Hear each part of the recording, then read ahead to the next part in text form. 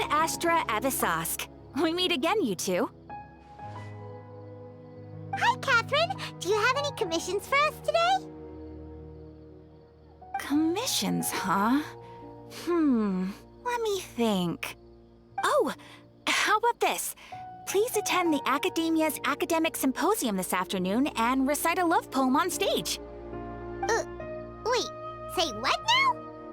And if possible, please also use your camera to capture the reaction of the audience upon finishing the poem. Huh? What kind of commission is that? I see. It appears that you're not interested in this commission. In that case, please go to Port Armos and convince the Eremites there to spend some time volunteering at the local orphanage. Hey, that's not any better. I'm sure the mercenaries will have some interesting reactions as well.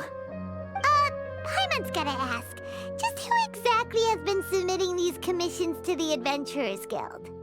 Oh, the commissioner? Well, actually, I just wanted to see the two of you in action. Was it so obvious? I was hoping you would actually take one of those commissions. That kind of chance to observe humans doesn't come by often. Ah, so it's Nahida. Paimon just knew Catherine wouldn't crack those kinds of jokes. When did you get into her head? From when she said, Ad Astra Abyssosque? So it's been you this whole time? Are you done resting up, Nahida? Yes. I've been sleeping ever since we parted ways, and I even had a really, really long dream. It was another dream about the Sub-Zerus Festival, except it was a happy one. In my dream, I was sitting in the middle of a flower terrace, and everyone in Sumeru City was holding hands as they danced in circles around me. They danced round and round, and everyone looked really happy. I also got to sit on a gigantic flower carriage.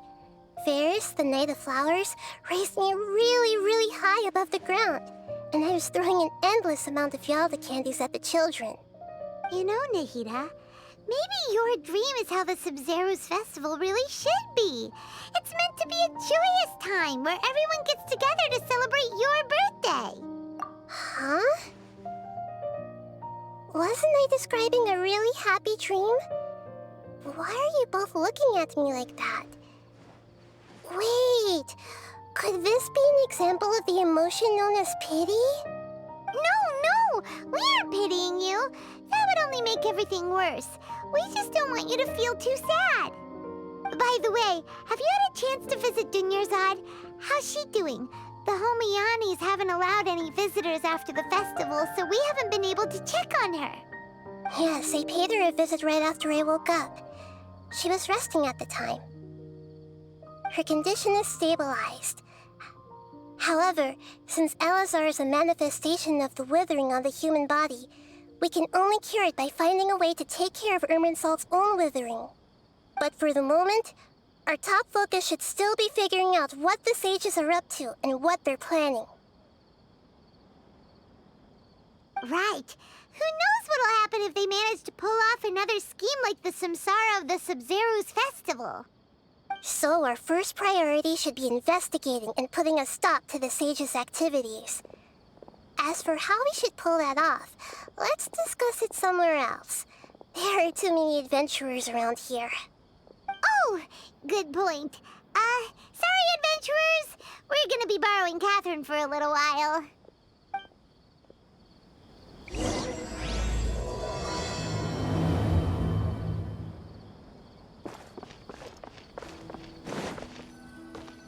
Let's continue our chat here. Okay, so do you have any ideas on how we can investigate the sages, Nahida? Actually, I've already done a little bit of work on that. But for now, I want to hear your thoughts.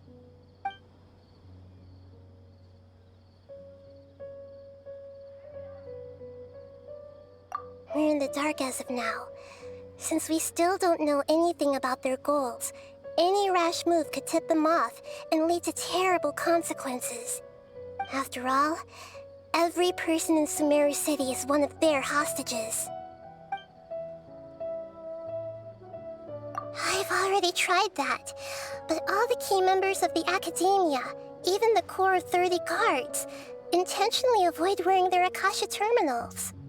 It seems that from the very beginning, they've been guarding against info leaks from the Akasha.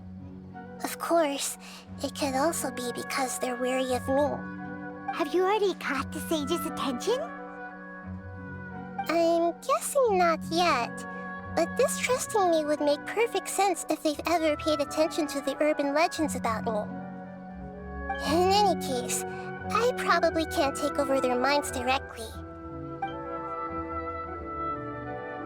No way, that's too risky. You mean it'd be too easy to get caught? No, it's not that. We shouldn't involve innocent students in this. A single mistake could completely ruin their lives. Doing that would be ignoring the safety of my people for my own selfish goals. How is that any different from what the sages are doing? That's a good point. Spoken like the god of Sumeru.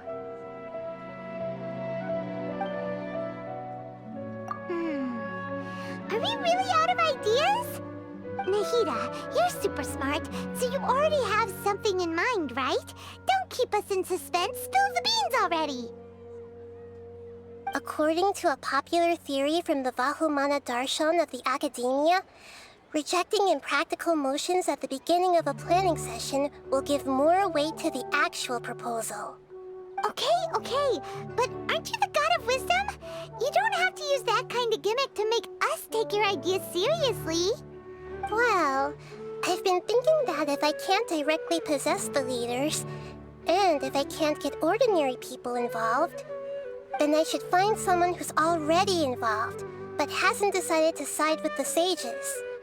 You're saying we should recruit a spy? That does sound like it could work.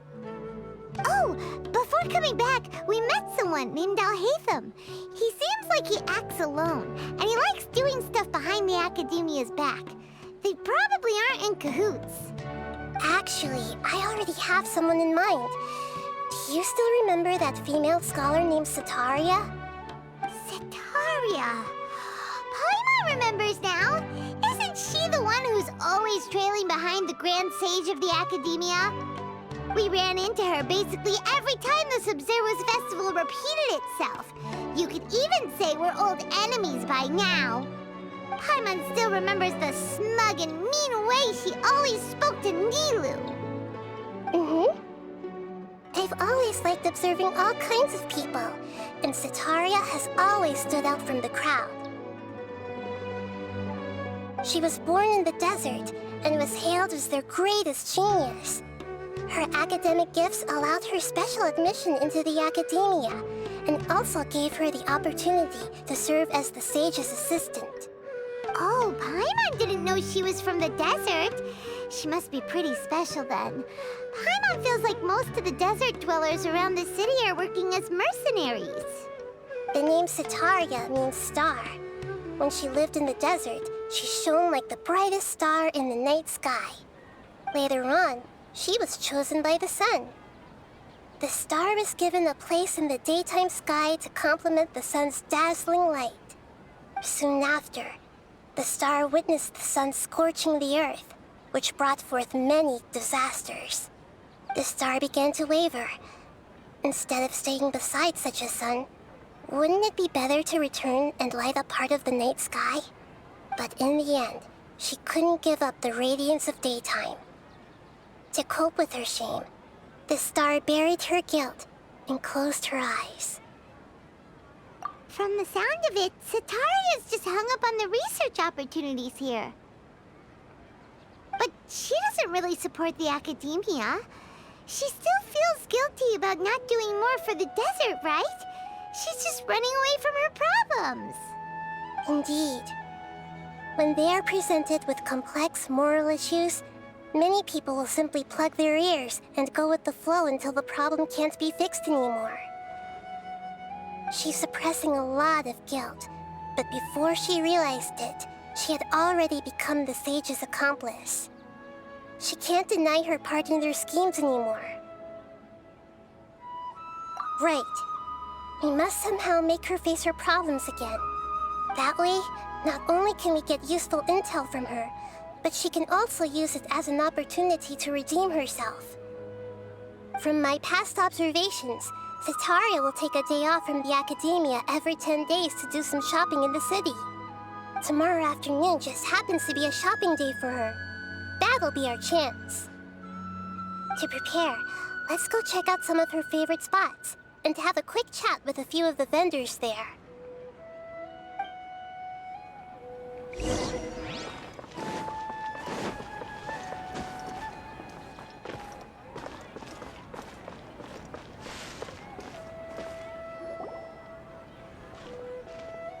This should be Setaria's favorite fortune-telling spot. So should we ask the fortune teller about Setaria? No, I already have enough information on Setaria. The most important thing now is for you to pay attention to the vendor's talking style and key characteristics. Talking style and key characteristics? My poor lost lambs. Have you become troubled over your fates? The divine voice of wisdom often echoes between mine ears. If thou be blessed today by the gods, I may be able to show you the way. Huh? Really? Nahida, you've been whispering things to her? Shh. My friend here has some doubts regarding his future. Can we get a fortune reading for him? Of course, of course. In that case...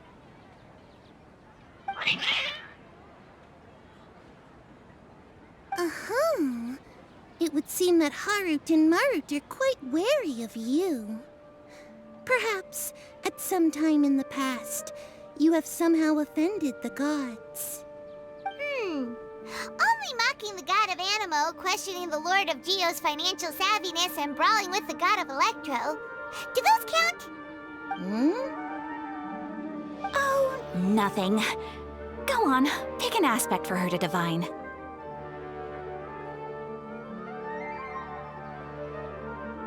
Health prospects, no problem at all.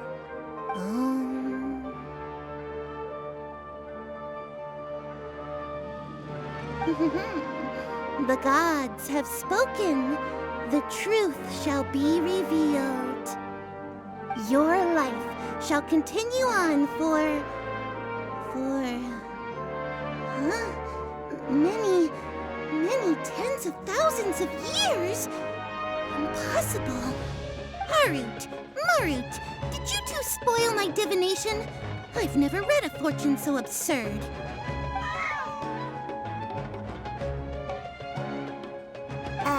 Actually, Paimon thinks this is probably the most accurate fortune-telling you've ever done. I admit that the orientation of today's celestial matrix is suboptimal. As such, there will be no charge. Is that so? Well, that can't be helped. If you were to bring some food offerings for Harut and Marut on your next visit, perhaps they could help you reverse the wheels of fate. As one with wind and cloud!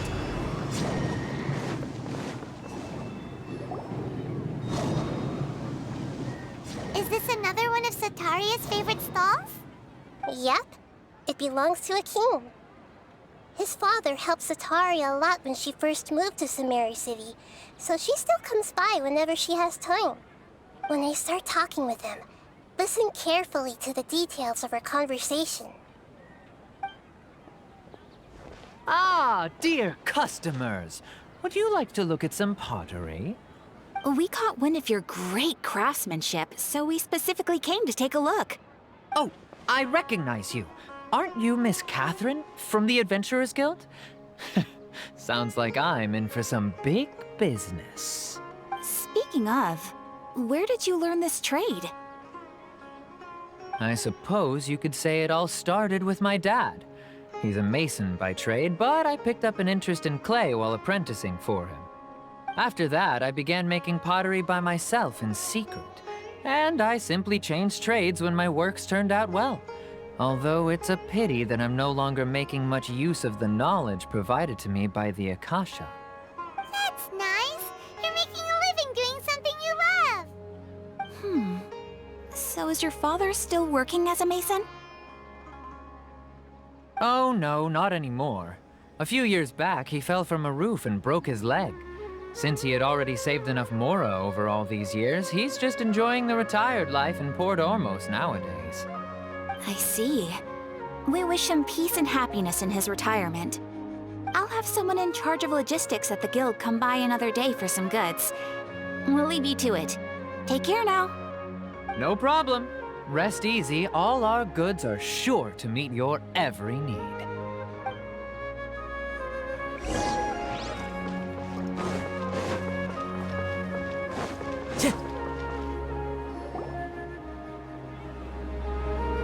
This should be our final stop. Cetaria's always thinking of this restaurant when she's working at the academia, so she always comes by whenever she's out in the city. Nahida, you've really thought of everything. It's my duty to protect Sumeru's citizens, after all. Hi there. I feel like I've seen you down by the docks before. Huh? Sorry, I don't quite remember. If I recall, you were having a discussion with someone about shipbuilding at the time. Ah, that's right! I've always been really interested in feats of marine engineering. After all, I grew up in Liyue Harbor and spent my entire childhood staring at the ships going in and out of the port. I came to Sumeru to study, but failed to make it into the academia due to my lack of talent. But I'm still discussing all kinds of problems with different scholars, and I'm continuing to study and perform research from the restaurant's basement. I'm sure I'll get into the academia after their next round of exams. What an admirable spirit for learning. Amazing! Sure, but you'll find hardworking people wherever you go. So this restaurant has a basement as well? Huh. First I've heard of it. That's right. It's not usually open to patrons. Most of the time, employees use it for breaks or to hold private events. I see. Yes, that makes sense. Well, good luck with your studies, Miss Chishan. Thank you so much. As long as I can make it into the academia as an official student, I'll be happy.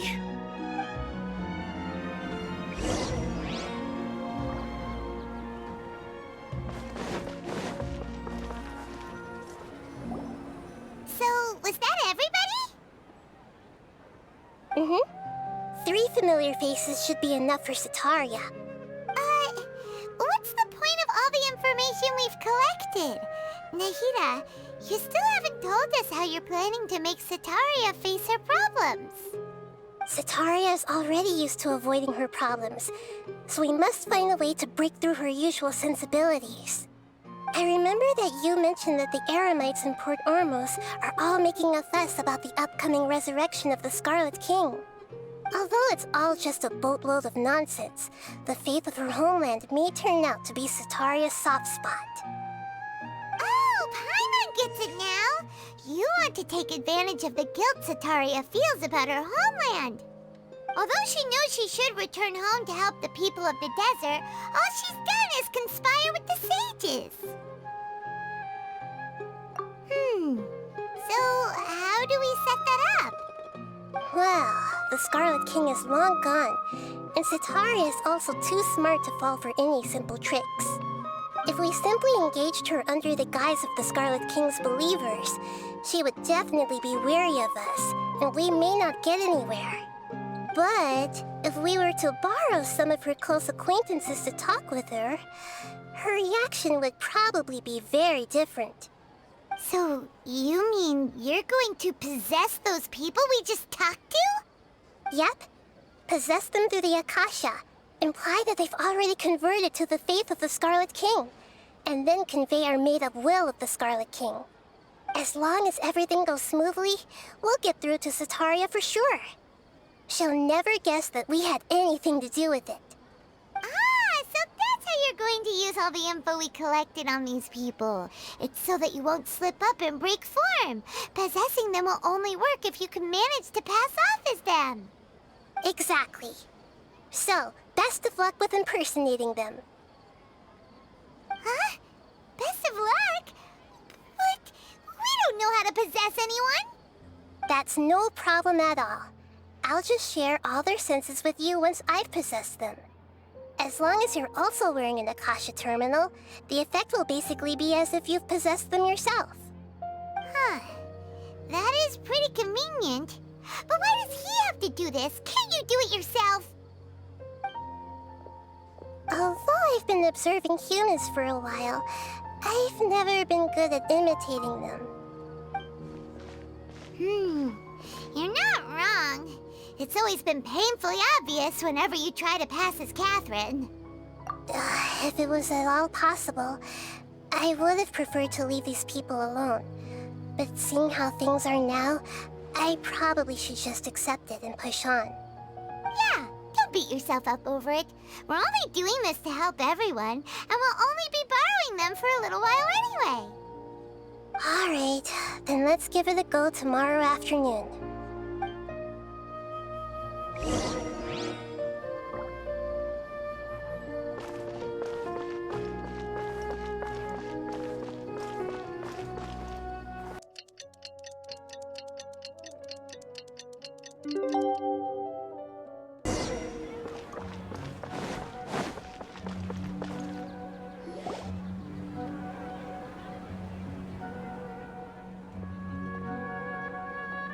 Oh, here she comes. Satari is here.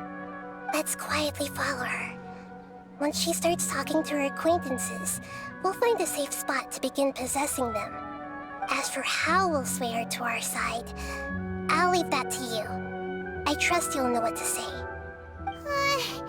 Paimon's starting to feel kind of nervous. Okay, let's go. Looks like they've already started talking. Let's find a hiding spot and get started.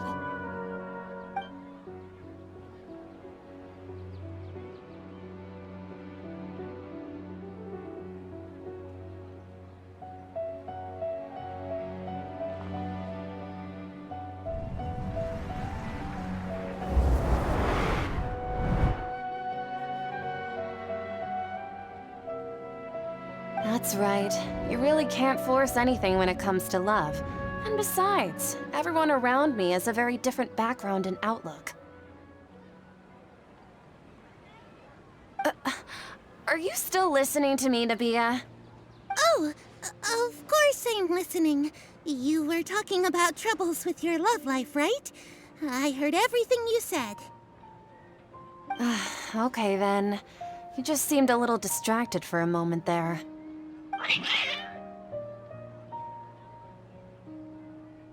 Strange. Your cats seem pretty worked up.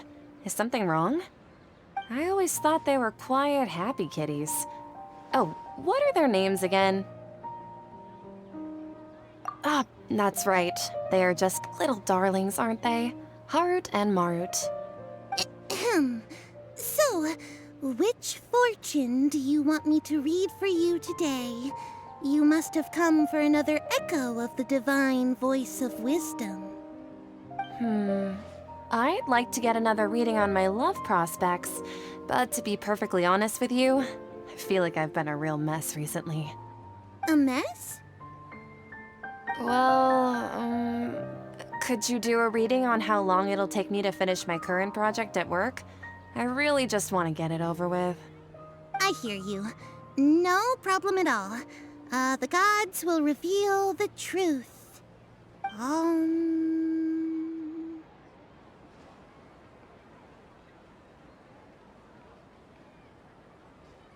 The gods are asking, Sataria, why haven't you gone home?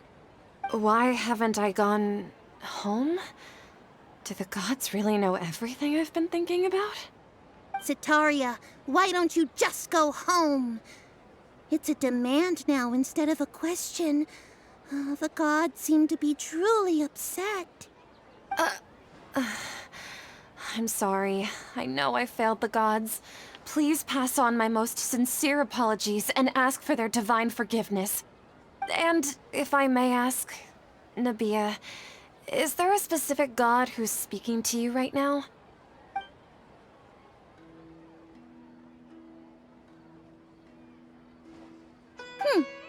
What an inconsiderate and naive question. The god who is speaking to me is, of course, the wisest and mightiest of all, the Scarlet King. The Scarlet King? No wonder he would make such a demand of me. Oh, wait a second. The Scarlet King passed away a long time ago. Even though news of the Scarlet King's resurrection has been spreading like wildfire, it's all just a misinformation campaign from the academia. How can the Scarlet King still exist in real life? What insolence! I am the Scarlet King's most loyal believer. Do you wish to refute his voice of wisdom?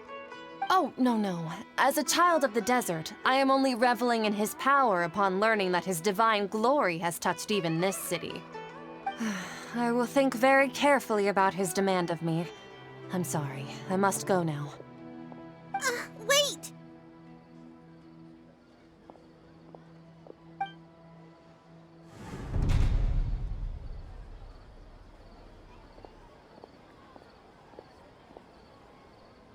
Whoa, she just ran off in a hurry. She looked pretty upset, too. Well done. Sitaria didn't seem to suspect anything amiss. To have something she's been trying desperately to avoid show up out of nowhere and berate her, that must have shaken her to the core. Aw, Nahida, it seems like you understand human emotions really well after all. All I know are some abstract Harvard-taught theories. And in any case, my time with you has shown a lot of them to be utterly useless. I'm still trying to make sense of everything. Anyway, enough of that. Let's hurry and catch up to Sitaria. She's out of games now, right on cue. Let's get ready to possess him right away!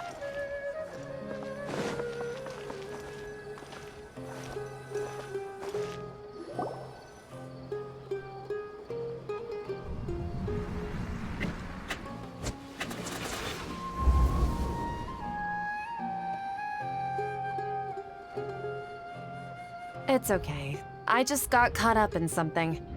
Oh, actually, didn't you ask me to help you look for work? What kind of work were you looking for again? Oh, right. Your old man's craft. How could I forget? Speaking of, how's he doing? Is he feeling any better? Oh, that's good to hear. I have been thinking a lot about him. If I could get some more time off, I'd love to pay him a visit. Actually, while we're talking about him, is he still living in Port Ormos? Yeah, he's been retired there for a while. If you could find the time, please write him a letter. Please pass on that recently, faith in the Scarlet King has taken root in Port Ormos and has begun to spread across Sumeru. He has a quick temper and has always been a devout follower of the Dendro Archon. I don't want him to get into a fight with those Scarlet King believers because of a difference in beliefs. Oh? So who are you siding with in all of this? The Academia or the Scarlet King? I'm so jealous of you. You were born a child of the desert. Yet you chose to betray the Scarlet King, and now you spend all your time with those crooks from the Academia. Akeem, you don't mean you've also become a believer of the Scarlet King? What's so strange about becoming a believer of the wise Scarlet King? In fact, aren't you the strange one? The one who still can't pick a side? Can't pick a side? Me? Whoa, Paimon had no idea you'd be so good at this.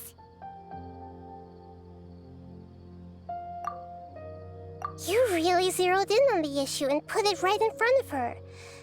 In my might feel a bit overwhelming for Sataria. But once everything is over, I'll be sure to pay her a visit to her mind and explain everything.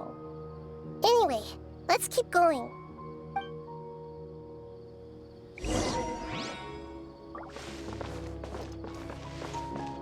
Come on! Sataria's already started talking.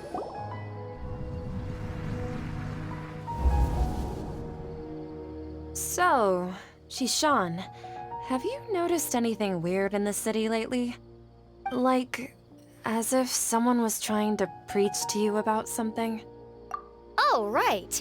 Speaking of strange things, I celebrated the Sub-Zerus festival so many times that I lost count.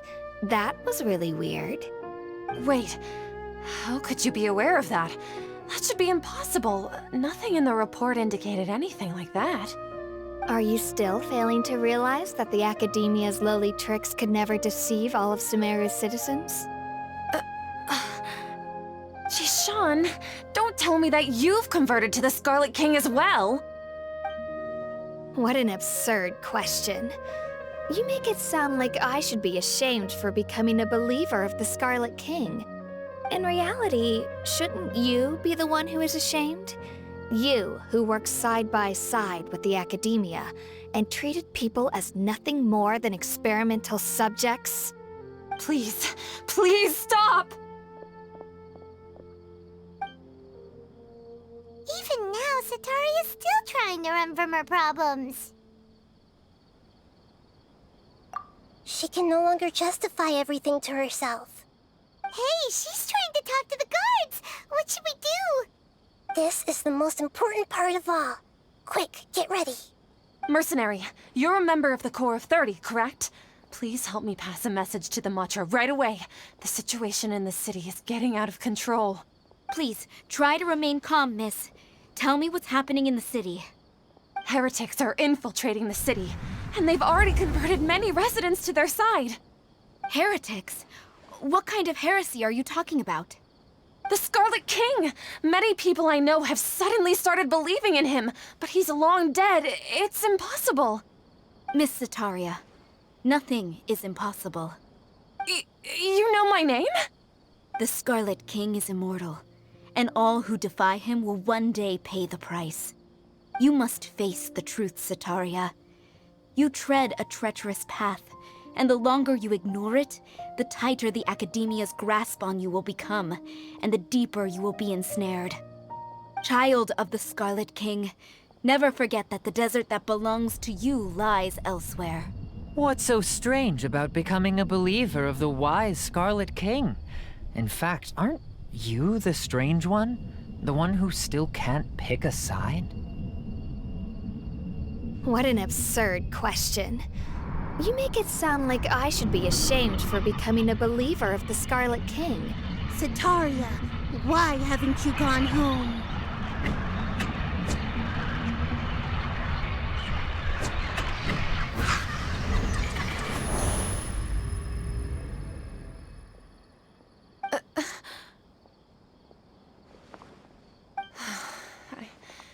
It seems that no matter where I run, I only keep finding more believers of the Scarlet King.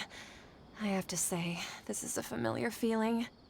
I've also been running from my guilt this whole time. Guilt over my part in the Sage's plans, and from ignoring the letters from the children of my homeland. But no matter how much I may try to ignore or get rid of it, my guilt always comes back. You won't necessarily lose your research opportunities by facing the truth.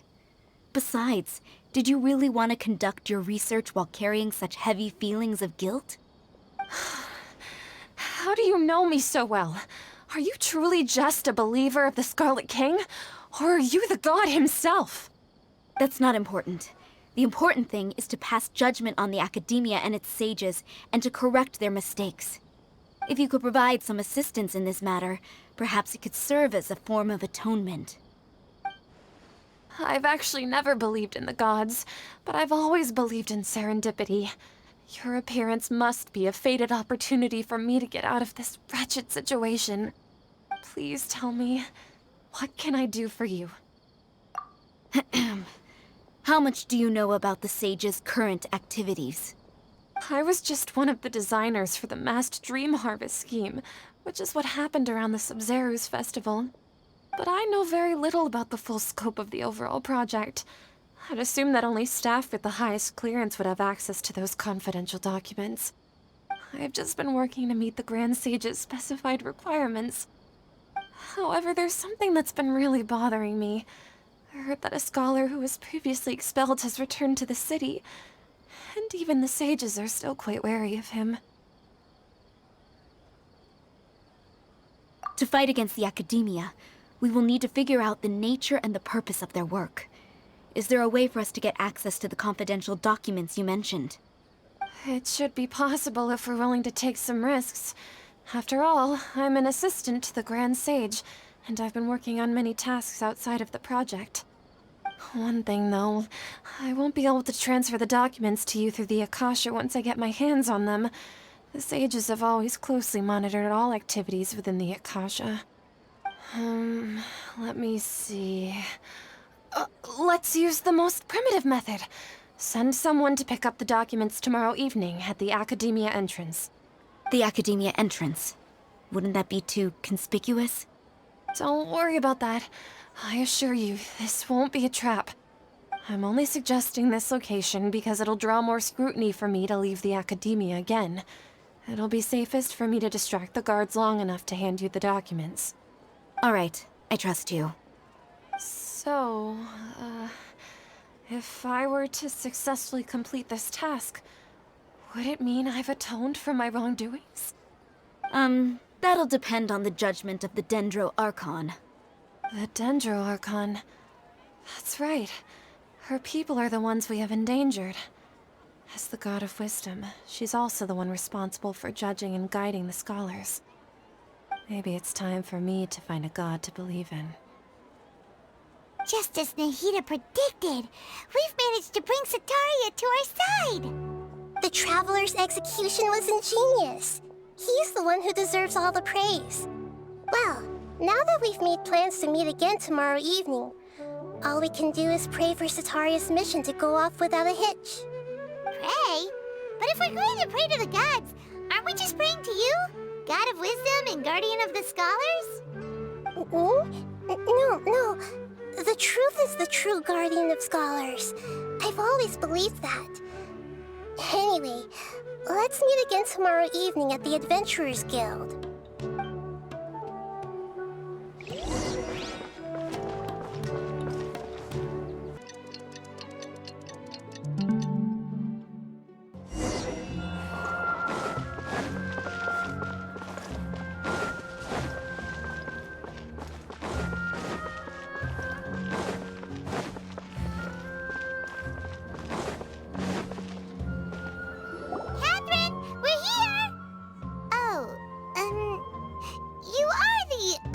Catherine, right? That's right. I suppose I'm the other Catherine in your mind. Shh! We're on a secret mission tonight, so we need to protect Catherine's identity. Yep, Paimon's right. We cannot fully rule out the chance that the meetup tonight is just a trap. If something were to happen, my existence may be the only trump card we'll be able to play. After all, the Academia should still be unable to confirm the existence of my consciousness in the outside world. Yep, exactly. Just what Paimon was thinking. Anyway, enough about that. Let's just make sure to be on our guard. Off? What do you feel is off? It's the middle of the night. Of course it's quiet. You're not getting paranoid, are you? No, I think he's right. It really is a lot quieter than usual. If you look around, there seems to be fewer people on the streets.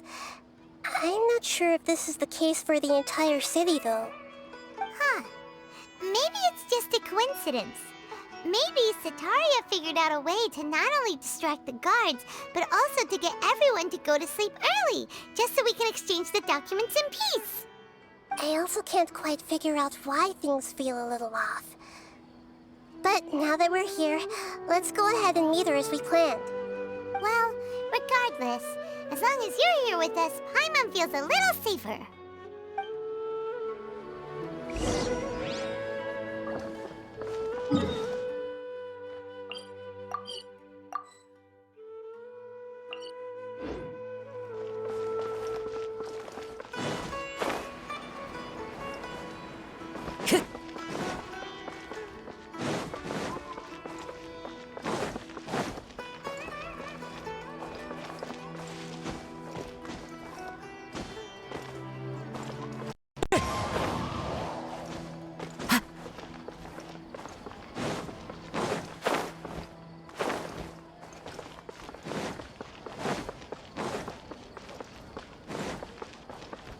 Time to go.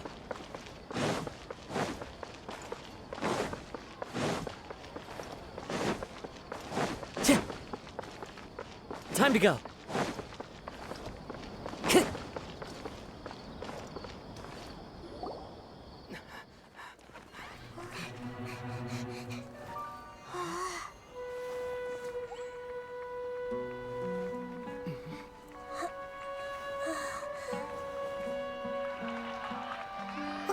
What are all these people doing here at this hour of the night? Ah, the triumphant hero returns at last. And to a rather spectacular welcome, even if I do say so myself. You're the outcast, expelled from the academia. Indeed I am.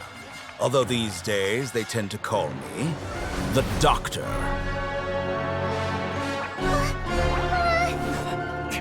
If you're looking for your researcher friend, she has already into confinement. With some basic caution, she could have discovered the listening device on her person. Clearly, she lacks the degree of rigor expected of a true scholar.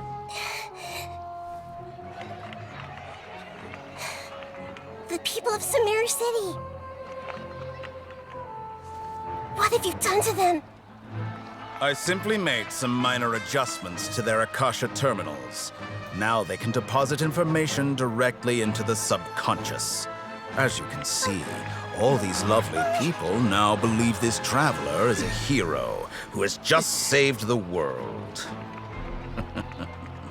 My experiment is a success.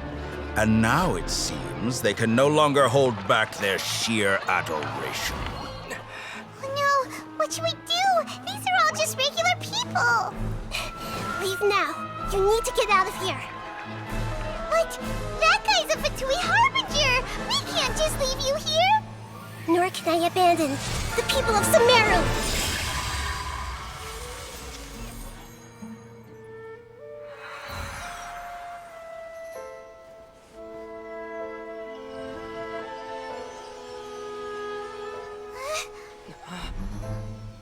Don't worry. We'll meet again outside of the city.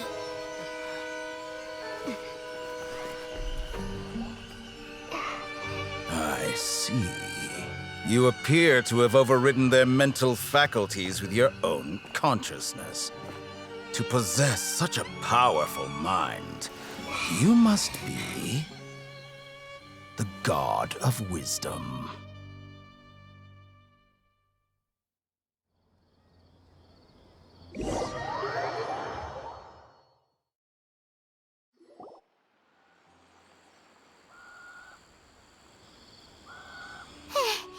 This should be far enough. Whew. Paimon needs to catch her breath first. Is Nahida going to be okay? We only made it out because of her. Paimon wasn't counting on running into a new Harbinger here. Such a high-ranking one. That guy was number 2. So scary. He called himself the Doctor. Remember, Tainari told us about him. Sataria did say that someone who once got expelled from the academia came back recently. And that even the sages are wary of him. Yep, sounds like she must have been talking about the Doctor.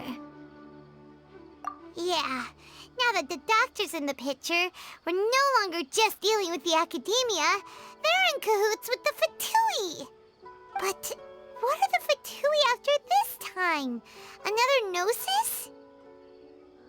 Yeah, Yeah, things would be a lot easier with Nahida's help. Nahida said we'll meet again outside of the city. But we can't just keep waiting around, right? You mean... Oh, right! Wasn't he invited by the sages to work on some project when we were staying with him in the Vidya forest?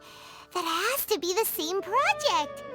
Even though he turned it down at the time, he might still know something. There's no time to lose. Let's go to Gandharvaville.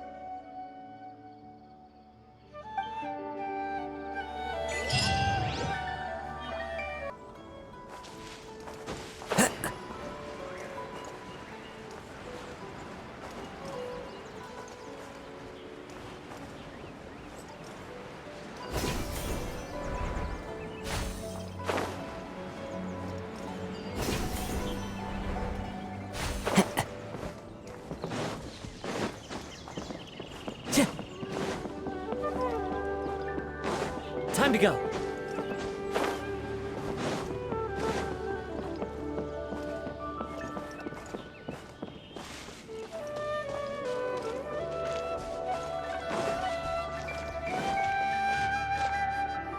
Hold it right there. A blonde-haired traveler and a floating fairy. We've got you, all right. Take a look around. You've fallen right into our trap. Are you mercenaries from the Corps of 30? Did you come here to arrest us? Corps of 30? We're nothing like those government lapdogs who don't even get scraps for their work. We are an elite brigade that commands the highest commission rate in all of Sumeru. We're here on the orders of a client known only as the Outcast. The Outcast? An outcast from the academia? But why wouldn't the doctor just send the Fatui after us? Still wasting time on idle chit-chat. We'll shut you up soon enough. Get them! You're up, traveler! Stabilize! Illusion shattered! Into the wind! Born of ice and frost! New punching bag.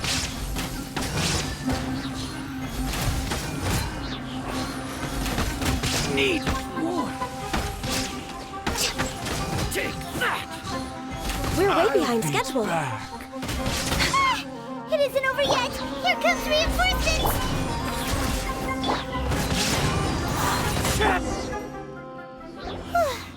That was pretty rough. Is that what elite mercenaries are like? Yeah, looks like we'll have to keep our guards up. But this doctor guy seems like a pretty tough opponent. He knew exactly where to set up an ambush. Did he predict that we would try to find Tighnari? Going up against smart people is tough. Anyway, let's keep going.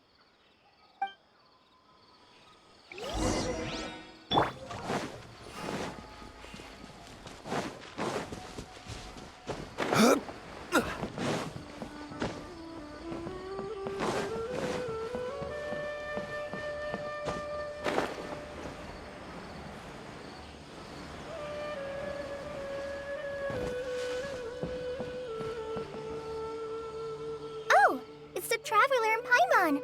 What are you two doing back here? Kale, it's nice to see you again. Are you doing all right?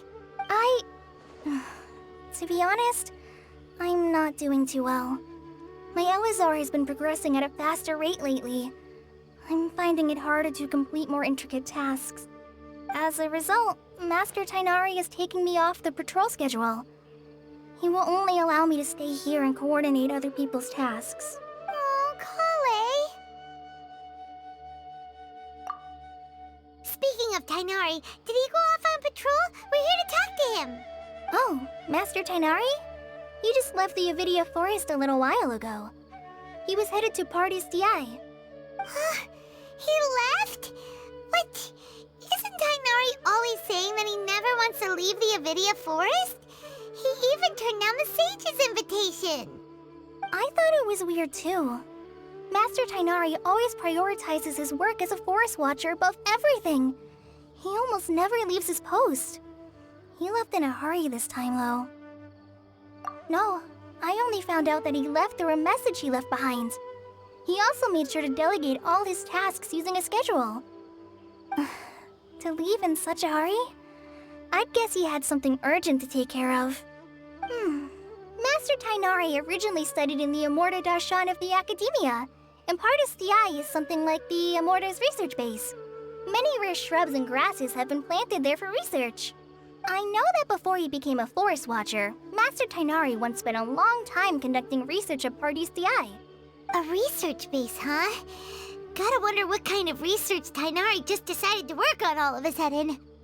Oh, we don't have a lot of time, so let's go look for him at Pardis Dheya.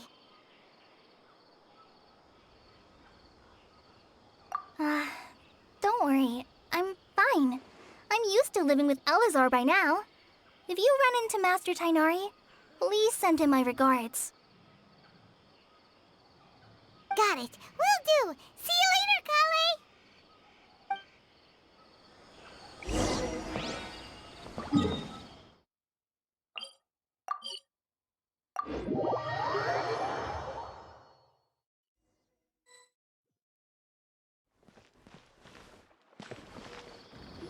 Wait!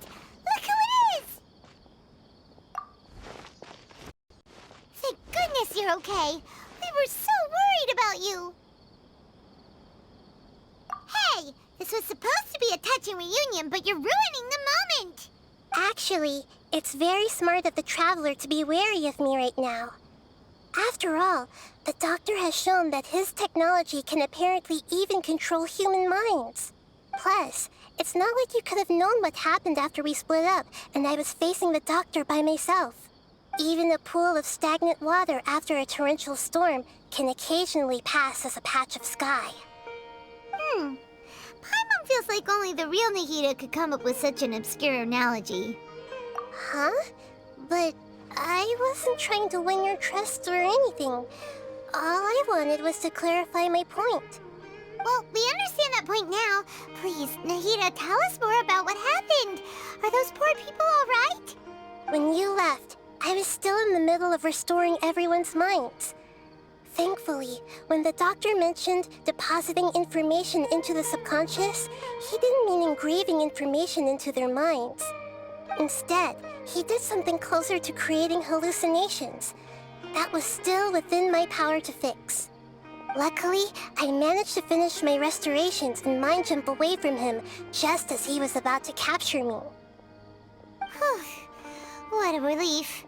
The Doctor sure pulled out some hidden cards, but good thing we had Nahida with us.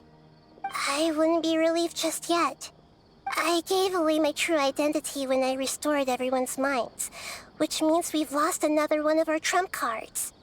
Also, the Doctor is already an expert at modifying Akasha terminals.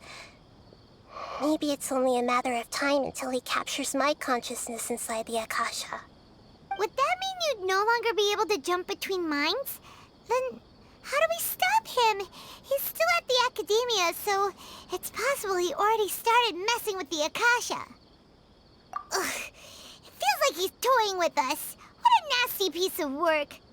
Plus, the Doctor's combat ability alone is apparently enough to make him worthy of being number 2 of the Fatui. We shouldn't give up hope just yet. Let's try to find another way to attack this problem. Actually, Nahida, how did you know we were trying to get to Pardis Dheya? Have you been waiting for us? Yes, I have. I can see the Traveler's elemental energy, so I deduced your destination by looking at the direction you were moving in.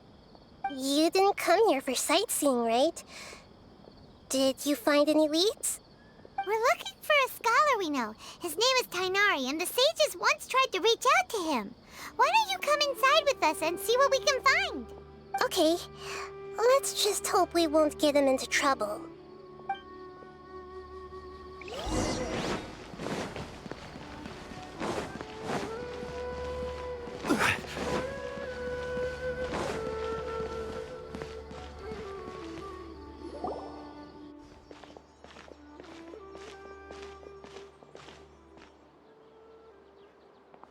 Traveler? you! Ah, the voice! It's Hypatia! Ah, what a pleasant surprise! It's so nice to see the two of you again. Who's this? She's a scholar we met in the Avidia Forest. When we last saw each other, she was still training in the... what's it called? Satyavada life? Oh, I see. That's right, we're old friends. You've come at just the right time. Ever since I've come here, hardly anyone has even talked to me. Hypatia, you're way too excited about this. Actually, for you to leave the Avidia Forest means... you're not in training anymore? Wait, no. Did you already finish your training and reach Paripurna life? What do you think? My consciousness has already managed to make contact with the divine. You did it? Congratulations! It's so exhilarating to share this sublime joy with others at long last! When my consciousness made contact with the gods. Ah, what a supreme and unparalleled experience that was! That sounds incredible! Oh, all right. Actually, please wait. I haven't forgotten my promise to you. Remember? I promised to help you understand what you saw from Irminsul once I gained deeper insights.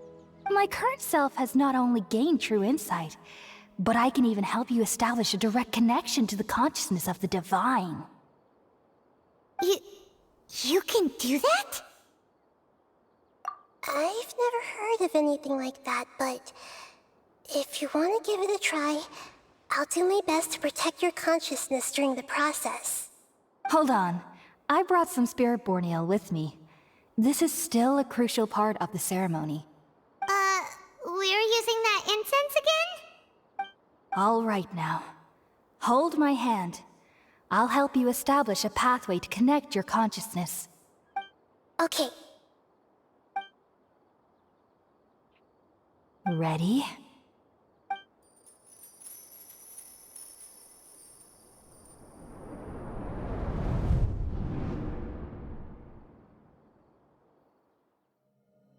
It took 3 betrayals for me to finally understand. The world is just an elaborate tapestry of lies. My fury will never be quelled. The first to betray me was a god. My creator. My mother. Valuing strength above all, she saw no worth in me and I was discarded. The second was a human. My family. My friend. Consumed by fear, he saw me as an abomination. The third was one exactly like me. A hope for the future. A fledgling barely out of the nest. Powerless before his mortality, he broke his promise to me. Humans, they can't be trusted. And the gods fill me with pure loathing. So I said good riddance. I denounce the world and laugh in its face. My chest will never again be defiled by worldly filth. I will scrub away every last trace of human emotion. Then it will be empty, a blank slate, and ready to receive a supreme gnosis, brimming with pure divinity.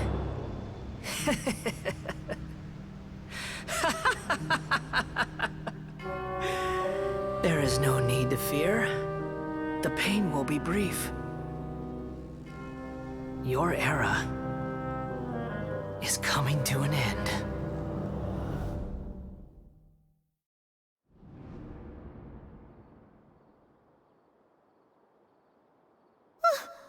What was that? Did we actually just see the Balladeer's memories? Everything matches what we know about him.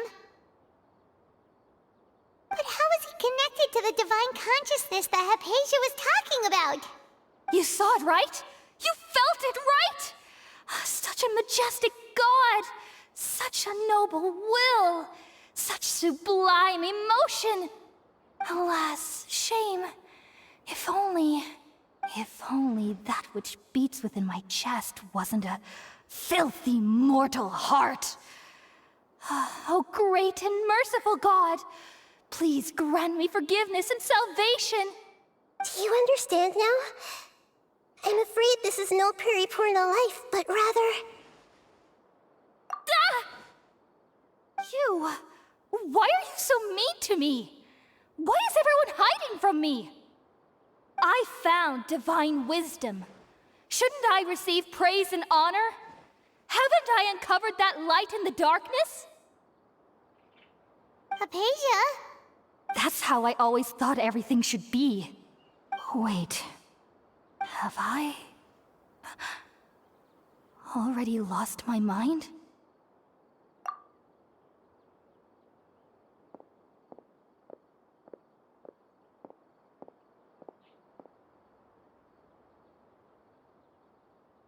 Wait, something isn't right!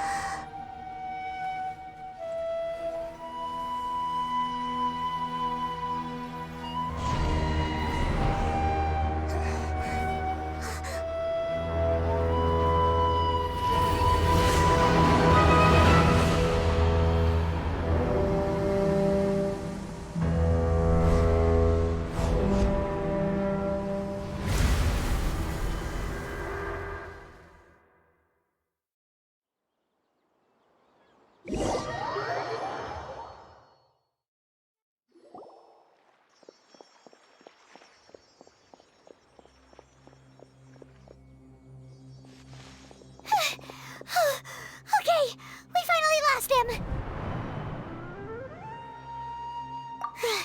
Are you okay, Nahida? Wait, no. Something feels different. You're back! Oh, the Traveler's back? Nahida was controlling your body for a while.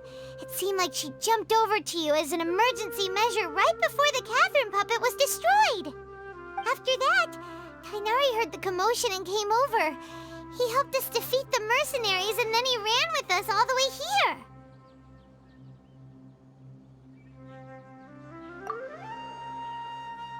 What? You swapped places? You mean your consciousness also went into Nahida's body?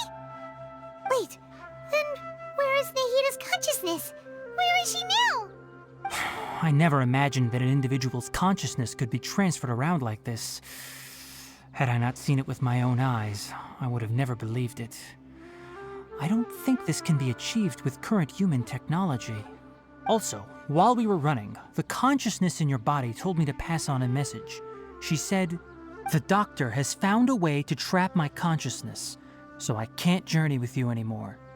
But even in a moonless night, a shower of starlight can still drown out illusions and lies." Oh no! Nahida's trapped in the sanctuary of Surathana for good this time. Was that message all she left for us? It's pretty vague.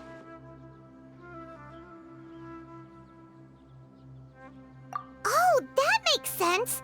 Since the doctor captured her, she won't be able to say anything without him knowing. She's being extra careful.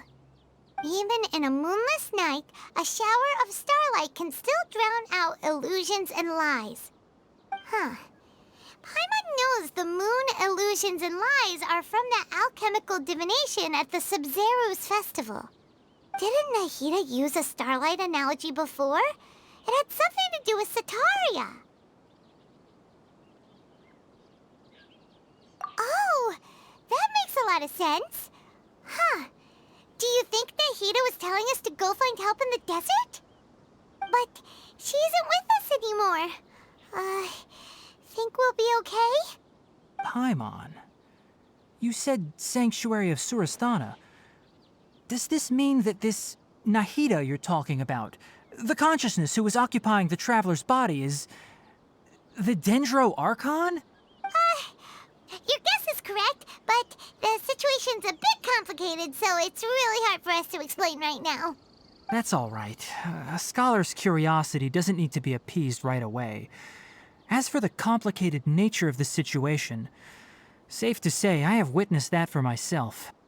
I've spent some time with you, and it looks like the Dendro Archon's also on your side, so I trust you. Thank you, Tighnari. Oh, actually, we came here to ask you a question. What do you know about the project that the sages have been working on? Ah, that. While I was indeed invited to join that project, the sages were always secretive about its scope and goals, so I eventually declined. All I know is that that project has something to do with the restoration of Irminsul.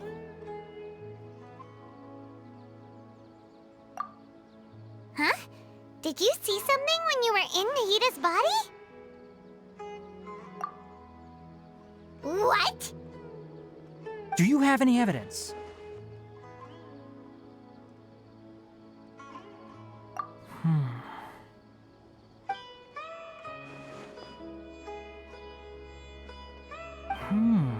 So that's what happened. That explains why Hypatia's symptoms were different from those of the other scholars who went mad. It's because she made contact with the consciousness of a new god who is still in the process of being born. Tighnari, did you leave the Avidia Forest because of Hypatia? I did. I noticed Hypatia's mental anomalies, but since her symptoms were rather atypical, I secretly took her to Pardes Dheya and began searching for a way to return her to her normal self. If I didn't take action, Hypatia would have already been taken by the Matra to the desert, doomed to a life of exile at Aru village. Now that you mention it, I knew the Academia has never thought particularly highly of Lesser Lord Kusanali, but I still didn't expect them to do something as arrogant as creating a new god. Looks like I made the right decision by not accepting their invitation. The Doctor and the Balladeer. We have 2 Fatui Harbingers in Sumeru. Sounds like we're in for a bad time. From your description, I don't think they've completed their project. There may still be room for us to intervene. But then, what is the connection between creating a new god and restoring Irminsul? Yeah, it feels like we're still nowhere close to figuring out the sage's goals. Right, we've pretty much gone over everything we need to know, so we should head out. How about you, Tighnari? What are you going to do? I'll stay here for now.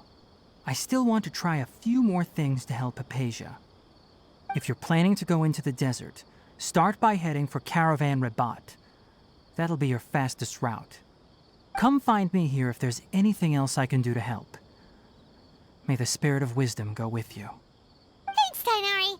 Hopefully Hypatia will feel better soon. We're off then.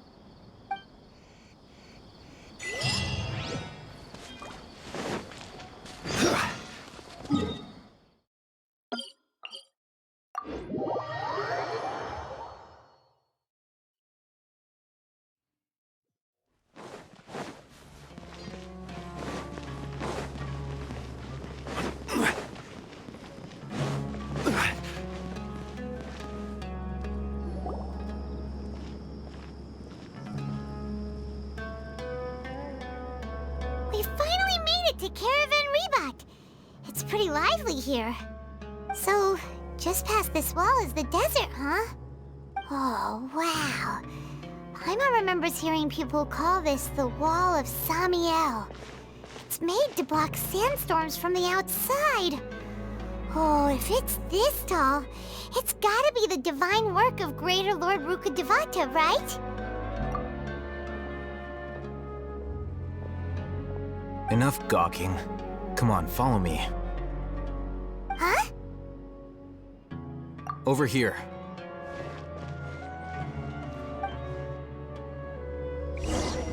Alhaitham went that way! Let's hurry up and follow him. Wonder what he's up to.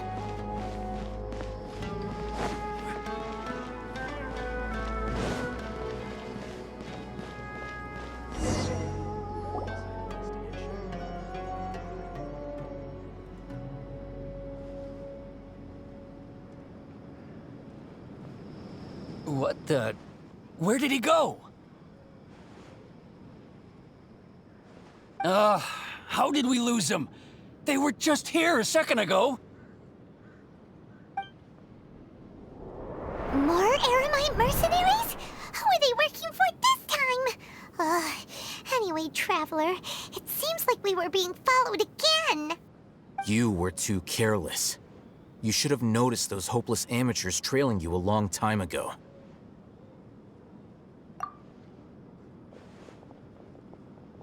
There's no need to thank me. I've never cared to keep track of personal favors. All I did was correct a mistake I happened to come across. It's a habit I developed at the Academia. You really gave Paimon a scare, Alhaitham. We never thought we'd run into you here.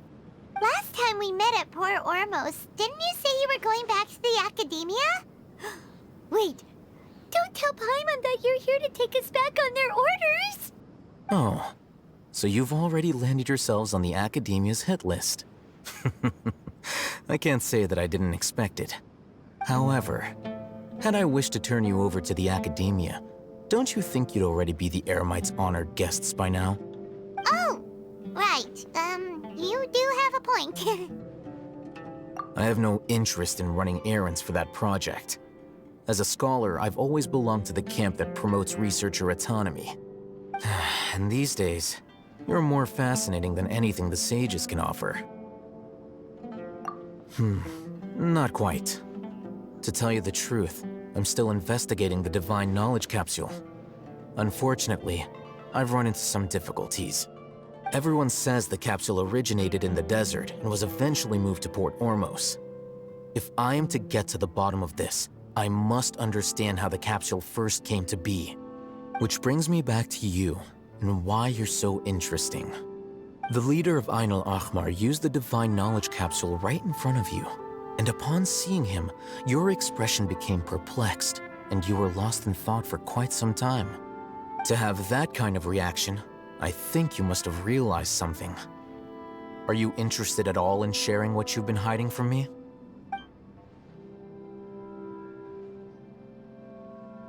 Alhaitham, you really have a ridiculous eye for detail.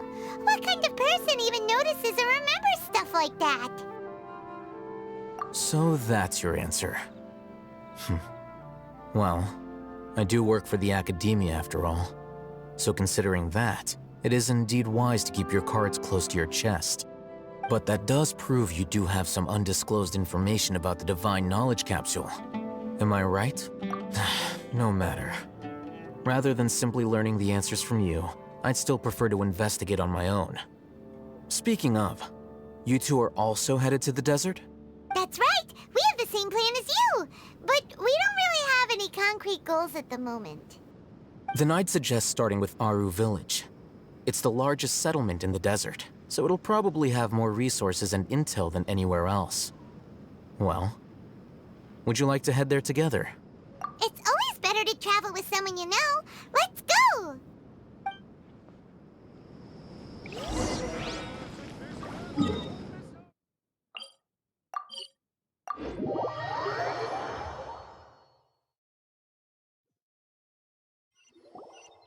Before us lies Aru Village, the safe haven of the desert folk. Whoa, this landscape is really something else. What a cool place! Let's go check it out!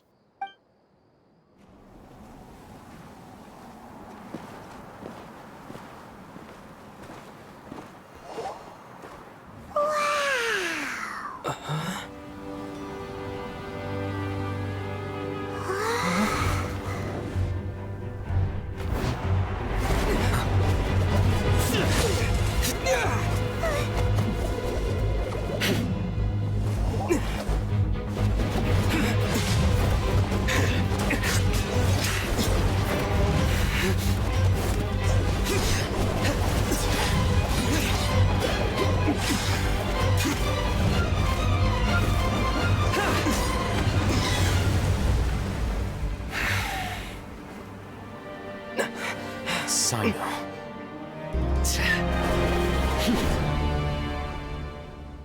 Unless my memory fails me, we have barely spoken 2 words to each other before now at the Academia. Would you care to enlighten me as to when and how I invited the General Mahamatra's wrath? Alhaitham, do not think you can escape my judgment just because you managed to escape my attack. Judgment? So that's how you'd characterize your actions here, is it? Or would elimination perhaps be a more accurate description? Had I used my full strength, not even this traveler would have been able to stop me. Though styled like an assassination, I sought only to ensure that my target would be unable to flee or resist. Standard practice for the Matra, as well you know. Seemed to me more like your own personal touch. Who is that, Alhaitham? Did you call him General Mahamatra? Yes. General Mahamatra Cyno, head of all the Matra at the Academia.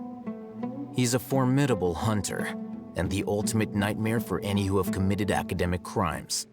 You seem to have placed a lot of trust in Alhaitham, to the point of blocking an attack for him. If I were you, I'd never choose to side with him. I wouldn't believe a single word that comes out of his mouth. I have been pursuing this scribe for a long time. I urge you, stand back and do not seek to defend him any longer. Otherwise, there will be consequences. Has Alhaitham done something wrong? Paimon doesn't think he's as bad as you've made him out to be. I won't waste my breath explaining things. Alhaitham, I saw it during our fight. Take it out. The divine knowledge capsule you're hiding on your person. Unless you want me to retrieve it for myself. Very perceptive of you. Nothing escapes a Matra's senses. Wait, the divine knowledge capsule? Didn't it fall into the Matra's hands in Port Ormos?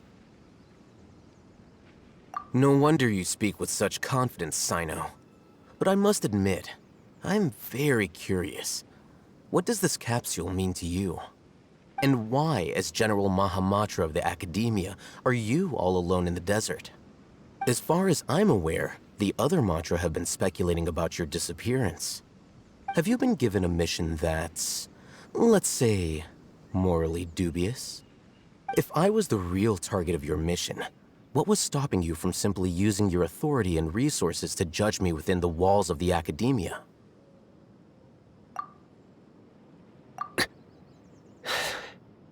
I should have known you'd be difficult to deal with. You two! Ugh! What you would do, Traveler? Paimon feels like we can't trust either of them! Ahem. Well, look at you two, acting all tough and self-righteous over there. Wait, Dheya?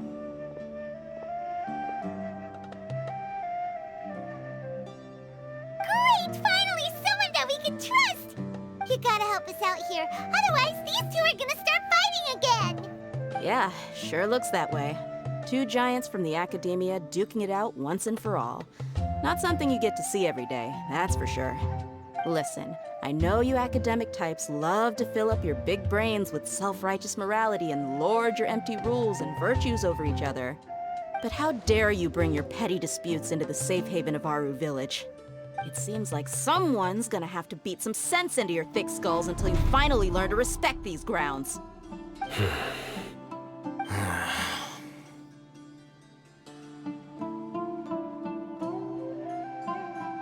Hey, did either of you hear a word I just said?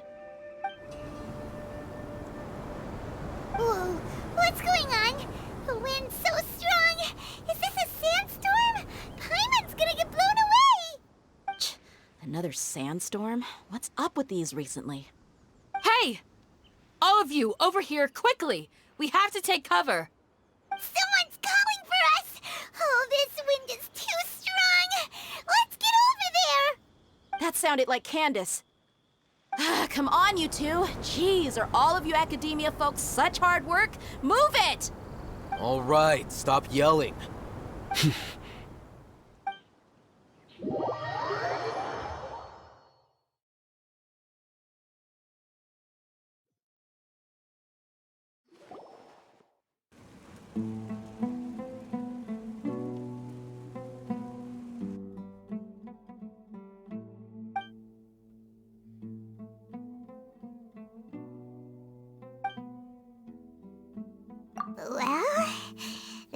is pretty awkward. Hey, wanna play sardines with 3 people who wanna tear each other limb from limb? Sure, why not? Sounds fun. The air is so thick and heavy. Paimon can hardly keep floating anymore. My sincere apologies, everyone. This is the home of our village chief. I will have to ask you to make do with this small room until the sandstorm dies down. Please, let me introduce myself. I am Candace, protector of Aru village. Our savior has come at last! Nice to meet you, Candace. The name's Paimon. Thank you so much for helping us. There's no need to thank me. It's only right to help each other when the weather gets rough. Wow, she's so gentle and caring, like a nice older sister. Unlike those guys over there. All right. Now that we're all better acquainted, we should return to the topic at hand. As a guardian charged with the responsibility to protect my fellow villagers from harm, I was observing your conflict from afar, even before the sandstorm started. And now that you have set foot within our village itself, it is all the more my responsibility to make absolutely sure that you pose no threat whatsoever to us. So please, have an honest and sincere conversation with one another, and put your hostile feelings to rest. If anyone dares to start anything again while they are under this roof, I will not hesitate to send them out for some quality time with the creatures of the sandstorm. Oh, on second thought, Paimon may have misjudged Candace's character. And that goes for you too, Miss Dheya. Do I make myself clear? All right, we got it, Candace. That's what I like to hear. So, which of you will begin? I was supposed to be a mediator, but I might have gotten a little too involved just now. Anyway, one of those two should probably start talking. Wait, that was you trying to be a mediator? I have nothing to hide, so there's no shame in explaining myself. While Alhaitham wasn't wrong about the other Matra not knowing my whereabouts, it's not because I've been assigned a morally dubious mission. Rather, I've chosen to exile myself. Huh? Exile yourself? A little while ago, I discovered that there was data missing in the Academia's project planning and development files. What little they did report clearly did not match the project's actual progress. As General Mahamatra, I had the responsibility and authority to request an audit. However, to my surprise, the person responsible for the erroneous data was none other than Grand Sage Azar himself. I tried to investigate the issue myself before submitting a formal audit request, but I soon found that all leads and potential pieces of incriminating evidence were carefully concealed from me. I began to realize that they were cautious of me from the very beginning. Unsurprisingly, the Grand Sage rejected my audit request as soon as the submission reached his desk. He even said to me, "The power of the General Mahamatra is granted by the sages. You have no right to judge us." So they really are up to no good. I realized then that to the Grand Sage, the Matra are nothing more than tools for the sages to assert and maintain their control over knowledge. The vows that we took, the principles that we strive to uphold, they are meaningless to the academia of today. I believed it would be wise to flee the academia before the sages had a chance to take action against me. This way, they can no longer see nor predict my actions. I will never give up on this investigation. There's no need for someone else to give me power or authority. Once I find the truth, I will administer judgment by my own name. Cyno seems to have the same goal as us. We're all investigating the sages. Plus, now that he's no longer the General Mahamatra, he somehow feels a lot less scary. Well, Cyno, if that's your story, then why did you see Alhaitham as a target? When I was investigating the matter in the academia, I overheard a conversation between Alhaitham and a sage. The sages asked you to investigate a blonde-haired traveler. Do you dispute this, Alhaitham? What? Like many parts of the project, this assignment was undocumented. Now throw in your suspicious behavior with the Divine Knowledge Capsule, and I think we deserve an explanation.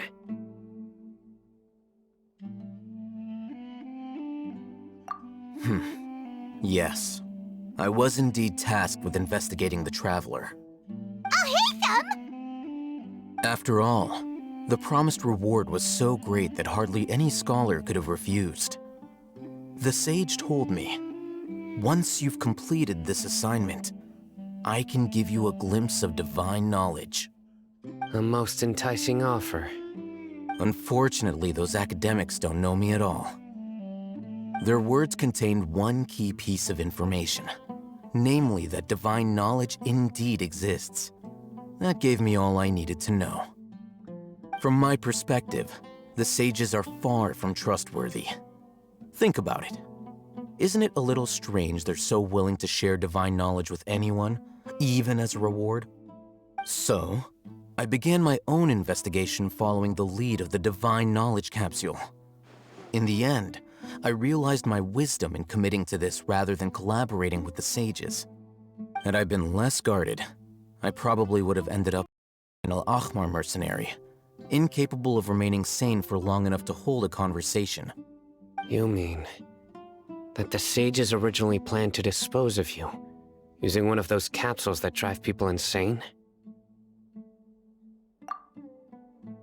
I'd already given up on the assignment by then. I only told the academia I was waiting in Port Ormos for you to appear so they wouldn't suspect anything. So it came as quite a surprise when I encountered my erstwhile target while investigating the Divine Knowledge Capsule. Criminals do love to talk about coincidences. Even though I ran into the Traveler by chance, I had no intention of providing assistance to the academia. Also, you should remember, you were the ones who decided to follow me and strike up a conversation after I left that tavern.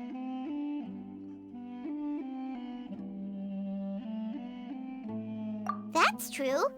Alhaitham helped us out at Caravan Rebat as well. Maybe he's telling the truth. I'm willing to apologize, if that's worth anything to you. I took the Divine Knowledge Capsule behind your back because I judged its existence to be a significant risk.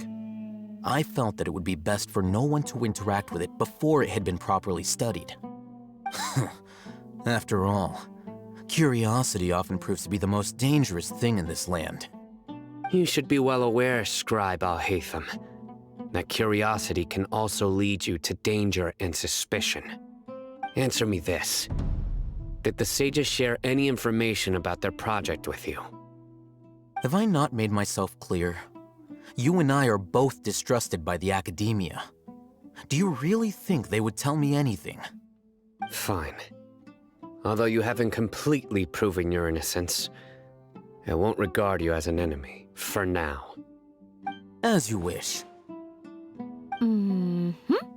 Good. I'm glad to see you two clearing up your misunderstandings. And now you, Dheya. I believe it's your turn. Oh, sorry. Whatever the boys were talking about must have been so boring that I spaced out. My situation is pretty straightforward. My employer, Dunyarzad of the Homayani family, is friends with the Traveler and is currently recovering from her illness at home. I had nothing going on, so I decided to return to Aru village for a visit. I was actually looking forward to a pretty exciting time getting back together with everyone here. But then I saw these two random guys in the middle of a pointless argument. It ticked me off, and things went downhill from there. Is that all? Well, I will admit that definitely sounds like your style. In that case, welcome back, Dheya. That's more like it. I missed you all so much, Candace.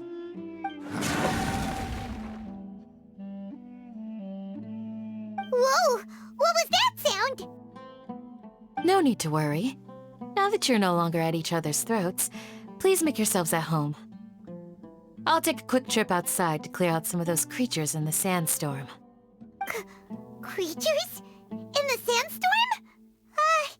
Are you sure you don't want some backup? Fighting in a sandstorm is not for the faint-hearted. Anyone without extensive training in these conditions is at a disadvantage. You needn't worry. Yeah, just leave him to Candace. Don't worry, she's as tough as they come.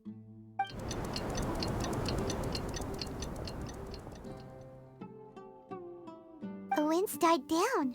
That means the sandstorm's over, right?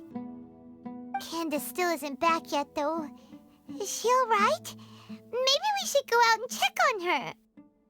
When you put it that way, even I'm starting to feel a little worried. All right, let's go. We've been here long enough, and the boys are as chatty as the floor.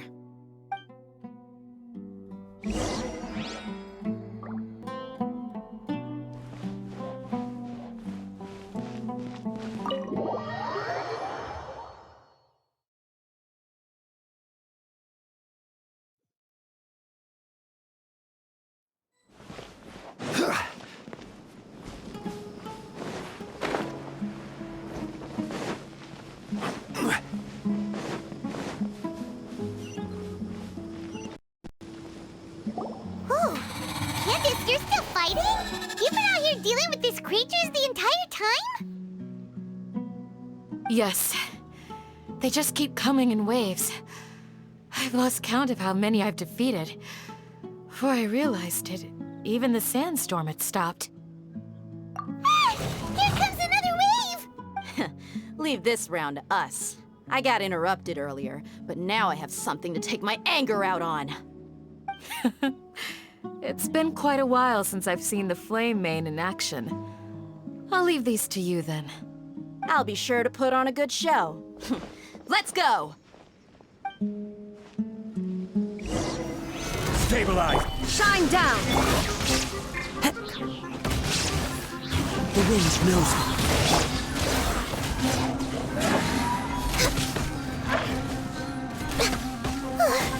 Here comes another wave! When are they ever gonna let up?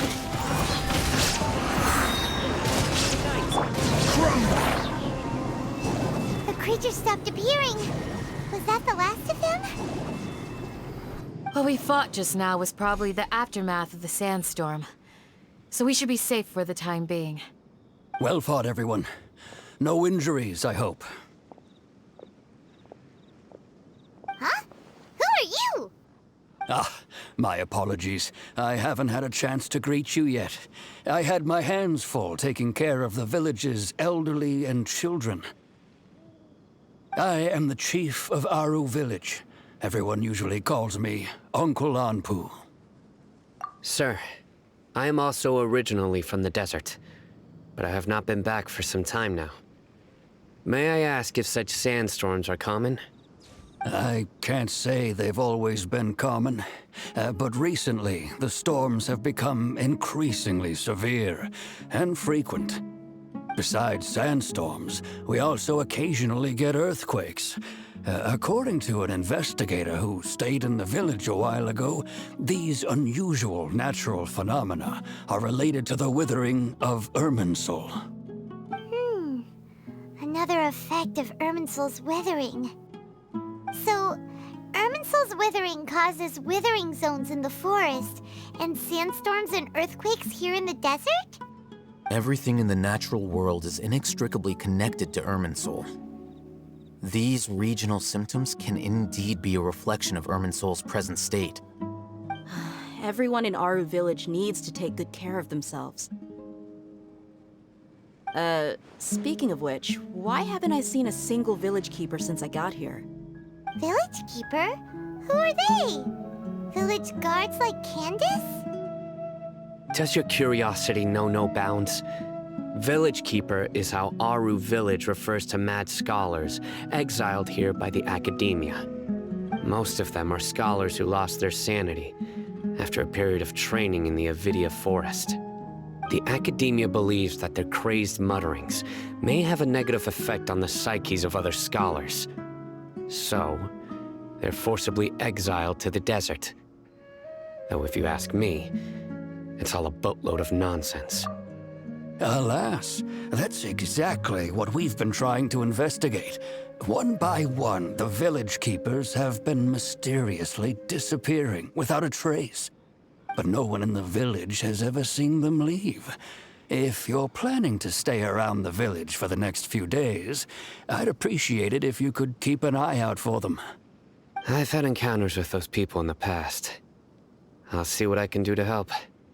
The Matra are the ones responsible for their exile. Now that you're no longer with them, are you trying to alleviate your guilt and atone for your past sins? I'm fascinated by how you think. Mock me if you will, but if you are guilty, I will eliminate you, regardless of my position or identity. Oh, you're the former General Mahamatra. You must be an expert in these kinds of investigations. Thank you for your help. Is it because you're reminded of Hypatia? Oh, these poor scholars. First they lose their sanity, now this! We need to help get them back home, safe and sound. But, is it really a good idea to tag along with Cyno? You seem like you really don't trust him. I'll be grateful for the assistance. No doubt you will do a better job than some of my former subordinates. Let's start by finding a spot to share what we know so far.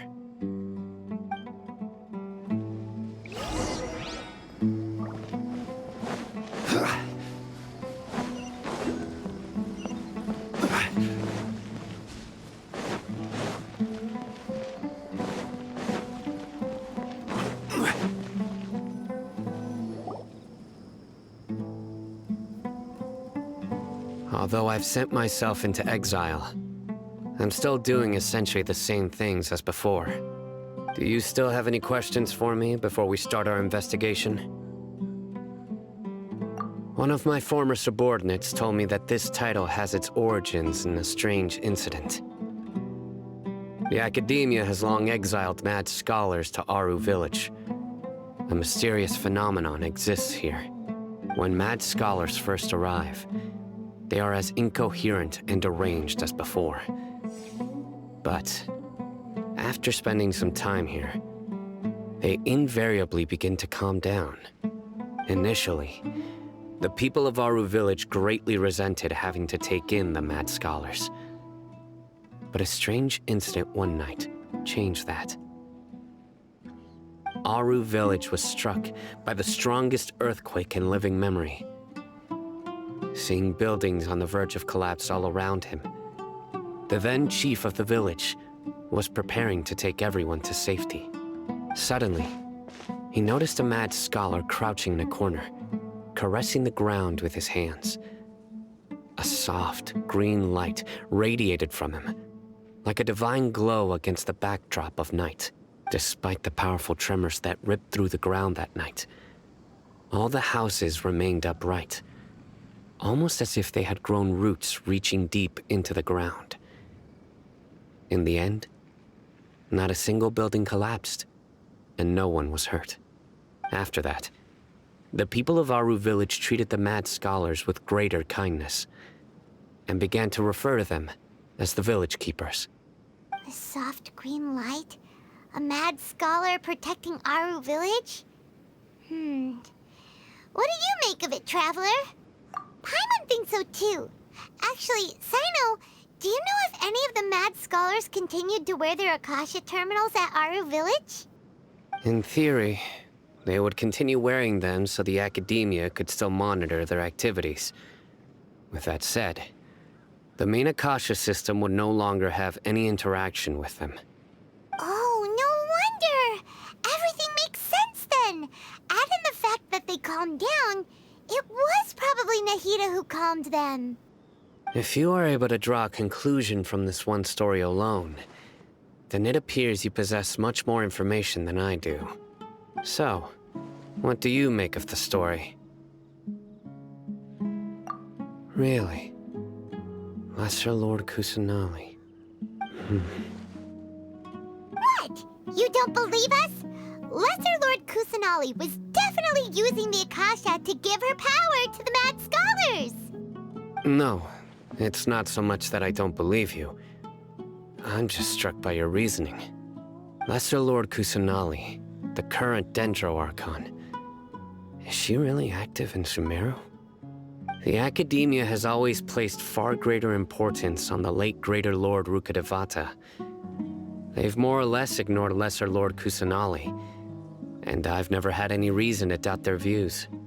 In addition, I've never heard any stories about Lesser Lord Kusanali and her deeds. To me, she might as well have been a god that never existed. No way! Nahida definitely exists! She's a... how should Paimon put it? She's a good Archon who's kind and wise, even if she does weird stuff sometimes. I've spent many years interrogating criminals, so I can easily tell when someone is lying. Good! Then you should know that we're telling the truth! That look in your eyes. I've never seen that from a liar. You two really must have met Lesser Lord Kusanali. How can this be? To think, our Archon has been amongst us this entire time. Alright, now it's our turn to put our skills to good use for this investigation. But easier said than done, especially since we don't have any leads. Maybe we can start by knocking on some doors. Excuse me, are you here to help me find my grandpa? Huh? Who are you? By the sounds of it, a resident of this village. My name is Isak. You'll help me find my grandpa, right? Is your grandpa a mad scholar? Hey, don't say that. Grandpa is just Grandpa. Why do you have to call him that? It's not like he's a bad person or anything. The person you're referring to is not a local, yet you are. Why do you call him Grandpa? Grandpa is just Grandpa. He's my family. I heard everything you said to the village chief. Please, you gotta take me with you. I want to find my grandpa. I swear I'll help. I won't be a nuisance. Ah, so you're the one who was eavesdropping on us around the village chief's house. I was planning to go out and take care of whoever it was, but I had a vague feeling that they didn't harbor any ill intent. Whoa. Alhaitham wasn't kidding about Matra having sharp senses. Cyno, he's just a kid. All he wants is to find his grandpa. Let's find a way to help him. Sorry. I was only listening in because I wanted to know where Grandpa went. Honest. If you don't believe me, you can ask Miss Candace. All right. But first, let's confirm the facts with Candace.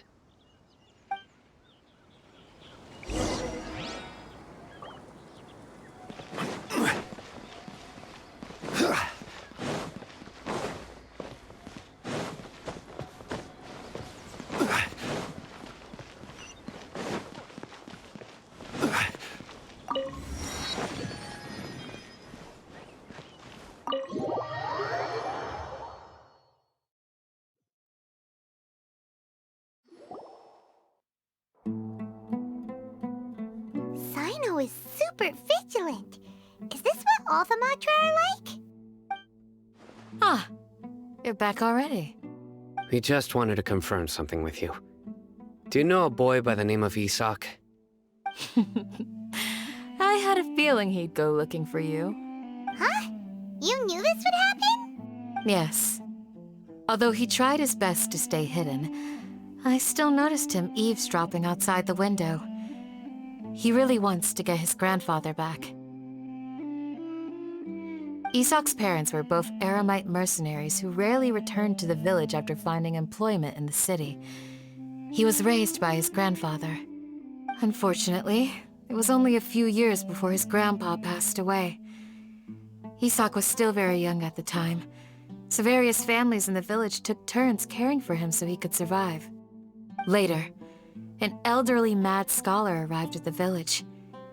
Isak thought the scholar bore a striking resemblance to his grandfather, and thus often spied on the man.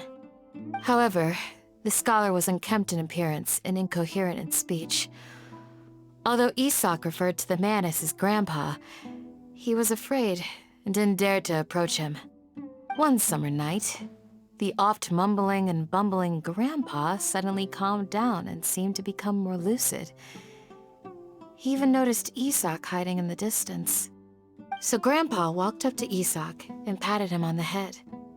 He even took Isak to the entrance of the village, where he patiently taught the boy the names of the stars, and accompanied Isak until he fell asleep.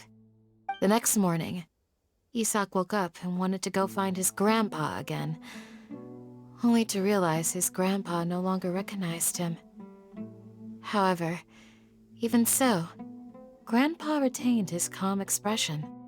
It's said that those who saw the scholar claimed he no longer appeared to be crazy, but appeared to be living in his own world, almost as if he were sleepwalking. Isak was thrilled that his grandpa was able to find peace, and would follow him all the time, asking him things like, "Grandpa, want me to take you somewhere fun?" Or, "Grandpa, could you tell me stories about the stars again?" All this somehow just makes Paimon feel really sad. It seems like they both deserve so much better. Perhaps. Nearly everyone who lives in the desert has some form of hardship or regret. But even so, we must still continue on with our lives. It's also my reason for fighting. I must continue to protect this land.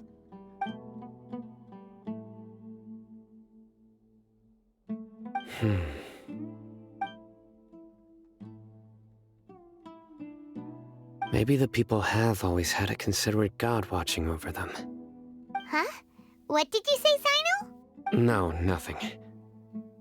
As long as Isak keeps his word and doesn't get in our way, we can take him along. Perhaps you are more compassionate than I gave you credit for. Please accept my thanks on Isak's behalf, Cyno.